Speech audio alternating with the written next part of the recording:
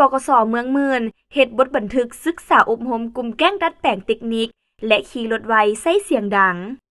วันที่25กันยายน2025เจ้าหน้าที่ตำรวจกองบัญชาการปกส.เมืองมื่นแขวงเวียงจันทน์ได้ศึกษาอบรมกลุ่มแก๊งขี่รถใส่เสียงดังและดัดแปลงสภาพเทคนิครถโดยการเข้าร่วมของทานพันโทคำประสงค์เสน่หา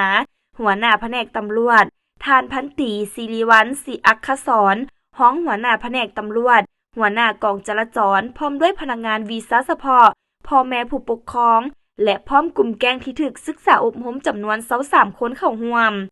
ทานพันตรีศิริวัลย์ศรีอักขสรห้องหัวหน้าแผนกตำรวจหัวหน้ากองจราจรได้ขึ้นผ่านระเบียบกฎหมายต่างๆพร้อมทางศึกษาอบรมนักขับขี่ที่ดัดแปลงสภาพเทคนิครถโดยอิงใส่นโยบายของพรรคระเบียบของรัฐเพื่อให้ผู้เกี่ยวเอาใจใส่และมีสติต่อการขับขี่ตามท้องถนนให้สังคมมีความเป็นระเบียบเรียบร้อยดีเฮ็ดให้การเกิดอุบัติเหตุลดน้อยถอยลงไปเทื่อละก้าวโดยให้นักฝึกอบรมหยุดเซาการดัดแปลงสภาพเทคนิครถการเคลื่อนไหวต่างๆที่ผิดกฎหมายพร้อมนี้ยังให้นักขับขี่มางอะไหล่ที่มีการดัดแปลงสภาพเทคนิครถจักรออกแล้วเอาอะไหล่ใหม่มาประกอบใส่คืนให้ถูกต้องส่วนอะไหล่ที่ถูกเปลี่ยนเจ้าหน้าที่ได้เก็บรักษาไว้อยู่สางกองบัญชาการปกส.เมือง